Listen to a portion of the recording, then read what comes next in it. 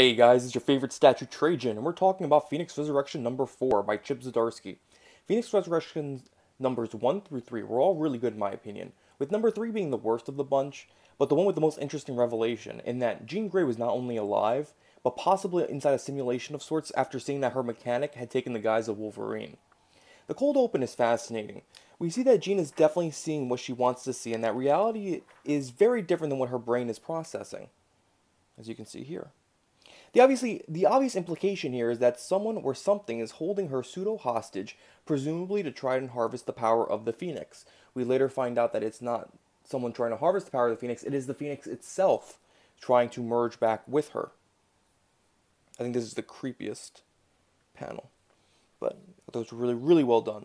These 4 pages are extremely well done and they got me hyped for the rest of the issue. And then we have the opening page. Now, the scenes with the X-Men hunting down Jean are routinely the most boring parts of the book. I like Beast's new look, lean and mean with a shaved head and beard. He looks really cool. But the Bobby Drakes seemingly be in every goddamn scene are really irritating since they're both such unlikable characters. Young Bobby's actually more bland than unlikable. Then we get a scene straight out of Blackest Night, where the Phoenix is using shades of dead X-Men to fight the current X-Men. They find the diner, which is conspicuously not on fire, and Bobby makes a bad joke. Chip Zdarsky has proven time and time again that he's a damn good writer and can tell a really good story. But please stop, Chip's not funny.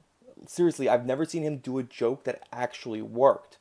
But so far he's convinced me to spend like $12 on this storyline because he's actually a good dramatic writer. We get speculation and exposition about how this is a simulation made by the Phoenix and how it's trying to merge with Jean Grey again and that she's routinely rejecting it. Anyway, they spend like 3 pages repeating themselves, and then this is horrendous. Logan basically cucks Cyclops again in hilarious fashion, because remember, rule 2 of writing X-Men, Scott Summers cannot be cool. Overall, this was the most disappointing of the 4 books. I really can't believe Marvel is still trying to dump on Scott at every moment. Another thing that I hate is at the last page of the first issue, we see Cyclops, our Cyclops, at the door of Jean's house, but then we never hear from him again. And then in this issue, Jean's coworkers basically takes a shit on Scott again in favor of the Wolverine mechanic. There's a clear agenda against Cyclops, and it's really, really obvious and noticeable.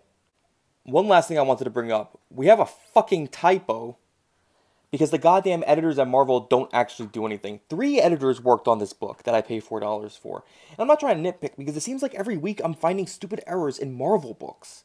Christina Harrington, who by the way is Team Jim Zub, Chris Robinson, and Darren Shan. I hold all of you accountable. I actually hold Darren Shan the most accountable, not only because he's the associate editor, there are 2 assistant editors, and he's the associate editor, but because his Twitter profile advertises that he's a nitpicker.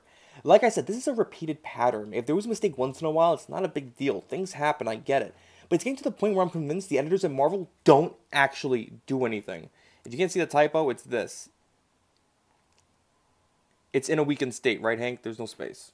Come on. This is just a really dumb mistake. Actually, Microsoft Word catches that mistake. I just typed it in and saw it for myself. So I don't want to hear anything. Unfortunately, I'm too deep in to drop this. I think there's only one more issue that we have to see through. But this was definitely the worst of the 4. Let me know what you guys think. Is there an agenda out there to keep Scott looking like a dweeb? Like, share, and subscribe, and I'll catch you guys later.